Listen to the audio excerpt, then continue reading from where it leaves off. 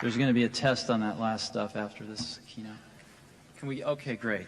I'm really privileged to be here this morning, and my colleagues and I feel really special to be able to talk to you today about some really exciting stuff. I want to talk about three things today. The first one is the centenary. Second one is scale and complexity. And the third is a place in history. Let's start with the first one.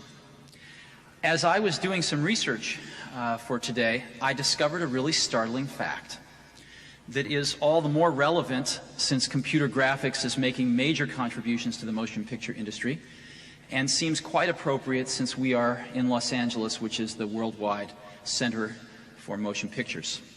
And that fact was that this year is the 100th anniversary, the centenary year, of the first motion picture. The first motion picture was shown in 1895. It was created by two brothers, Antoine and Louis Lumière, and it was projected below the Grand Café in Paris, France, 100 years ago, December 28th, 1895. So we are at the centenary of this incredible invention. Now, what I'd like to do is examine how technology has influenced the motion picture since that time. How has the incorporation of technology progressed, and how has it changed the way we view motion pictures? Well, the invention of the motion picture was an amazing feat of technology. The Lumière brothers invented their own cameras, their own projectors. We went along for almost 40 years before we saw the next major technological innovation, which was sound. In 1927, The Jazz Singer premiered, starring Al Jolson. It was mostly a silent picture with a few songs, but in it, Al Jolson spoke several lines, and with those lines ended the era of silent pictures forever. As a measure of how revolutionary this was, U.S. movie attendance went from 60 million persons in 1927, when The Jazz Singer premiered, to 110 million persons in 1929. Incidentally, The Jazz Singer was immensely popular and saved the studio that produced it, which was on the verge of bankruptcy, and that studio was Warner Brothers. If Warner Brothers had not taken a major gamble on new technology, there would be no Time Warner today. The next major incorporation of technology was in 1932. In 1932, Technicolor had perfected their three-strip color film process after having had many problems with some earlier technology.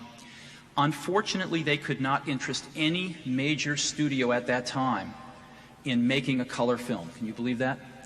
The studios treated it as an outrageously risky expense and refused to pony up the money to make color films. There was only one studio at the time that decided to go for it, and that was Walt Disney. And Walt Disney trained their animators in color theory and produced the first color films, the Silly Symphony cartoons, which won several Academy Awards and ushered in the age of color. The next major breakthrough was in 1937 with Snow White, the world's first animated feature film produced by Walt Disney. It incorporated many innovations, including the multiplane camera, and really was the first new form of motion picture entertainment since the invention of the motion picture itself some 42 years earlier. Animation would never be the same again, and Disney's led the way since then. The next innovation was 2 years later. While there were a half a dozen live-action films which incorporated Technicolor before The Wizard of Oz, none of them were either commercially successful, nor did they ignite the public's demand for color. The Wizard of Oz changed all that and became the icon of bringing color into live-action films. We then progress almost 40 years before the next major incorporation of new technology, which was Star Wars in 1977. Star Wars not only totally redefined the science fiction motion picture film genre, but it also elevated special effects to become an equal partner to live action in storytelling and motion pictures. Now, although Star Wars' effects were produced pre-computer graphics, they really opened the door for everything that followed, and we are still living in their shadow today. We then progress a little over a decade to Terminator 2. Although Terminator 2 was the first film to bring computer graphics special effects into the mainstream, although there were a few films to incorporate computer graphics special effects, like Alien and the Abyss before Terminator 2, Terminator 2 was what captured the public and elevated computer graphics special effects to the mainstream. This was followed 2 years later by Jurassic Park, which carried the art a little further and created the most commercially successful film of all time because of the computer graphics special effects. And that brings us to 1995. In 1995, the centenary year of the invention of the motion picture itself, we have another major milestone, something I think will go down as a landmark in motion picture history, and that is the first completely computer-generated feature-length motion picture, completely computer-synthetic, on the 100th anniversary of the motion picture itself, and that, of course, is Toy Story. Toy Story represents the computer graphics community contributing not just special effects to a motion picture, but the entire motion picture itself. It's a breakthrough on the scale of Technicolor, Snow White, and Star Wars.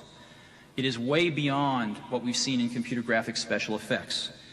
Without diminishing Jurassic Park in any way, let me illustrate.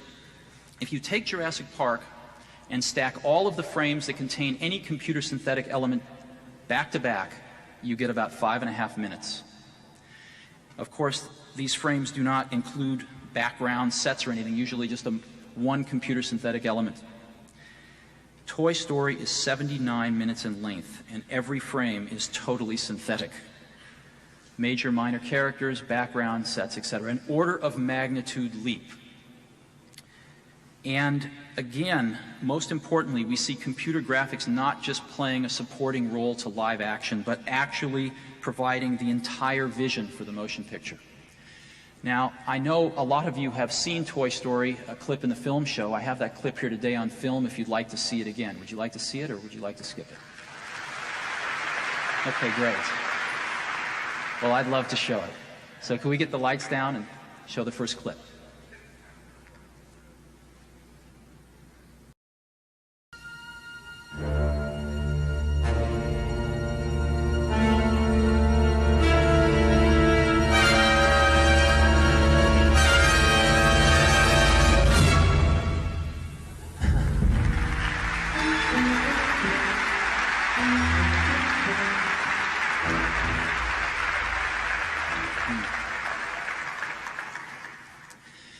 As you know, Woody is played by Tom Hanks, and Buzz, the spaceman, is played by Tim Allen.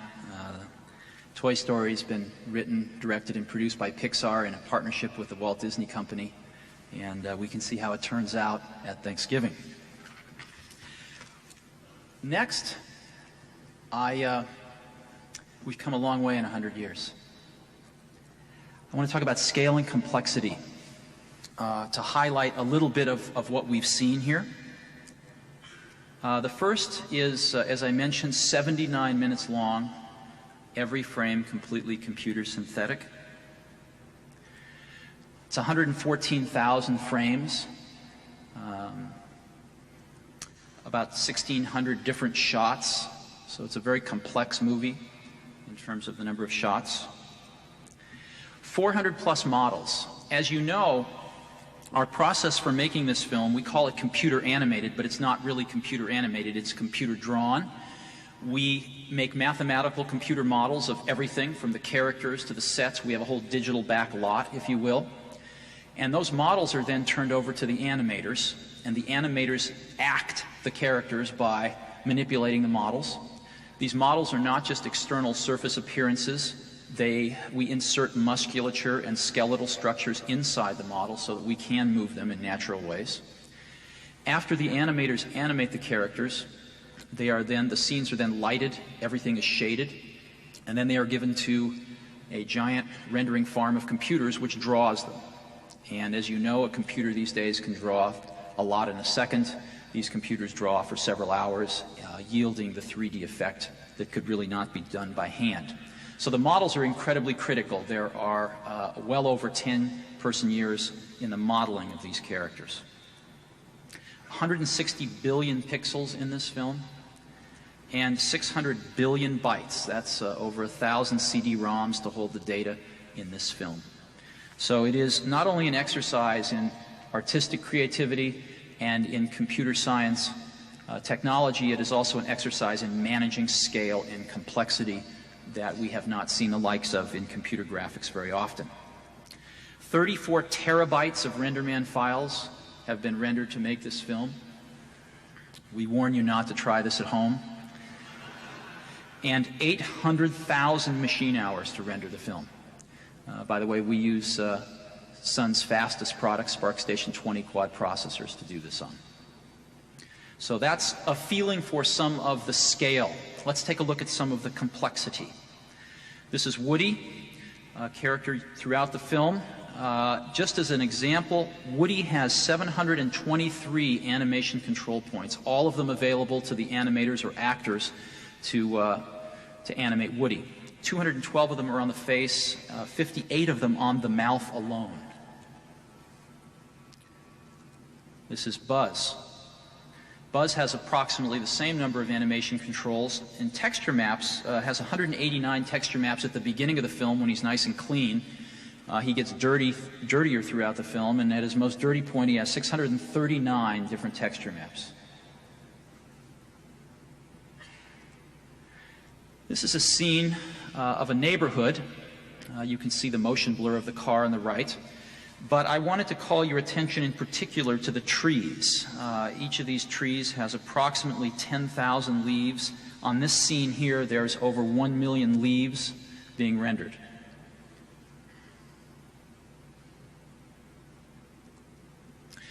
This is a scene with cars in it. We have 36 automobiles in Toy Story, 13 different chassis and power plants arranged with different bodies.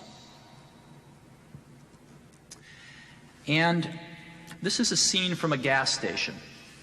As you can see, Woody and Buzz are not getting along too well. They arrive at a gas station and they meet this truck there after they get lost out of the minivan. This truck has 36 different lights on it, if you count the headlights and the taillights, the running lights. It has 200 feet of tubing on it.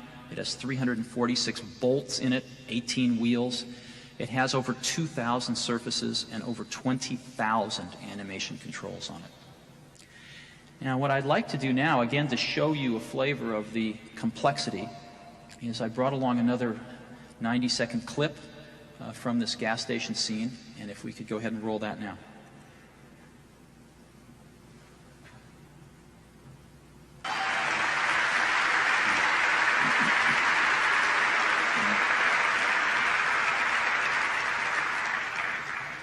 As you can see, this is the classic buddy picture with two characters don't like each other at all, find themselves in a situation of mutual adversity, and have to learn to work together and respect each other through the rest of the film.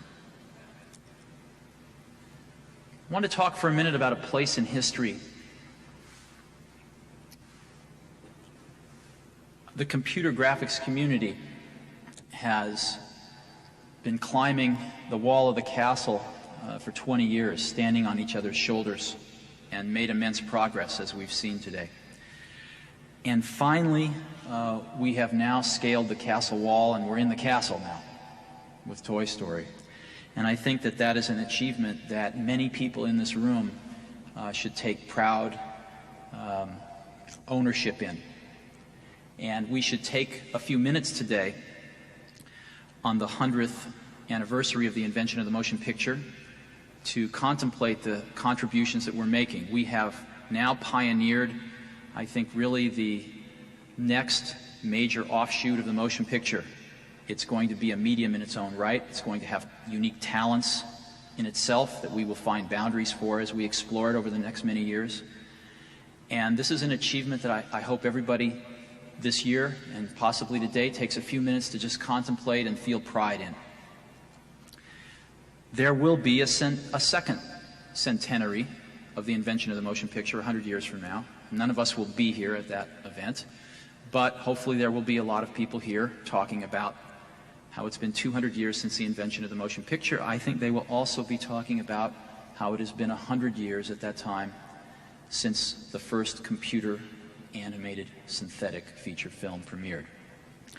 And I would like to suggest that we all have a lot to be proud of as a community, and we feel very honored to be producing this picture representing the works of all of us over the last 20 years.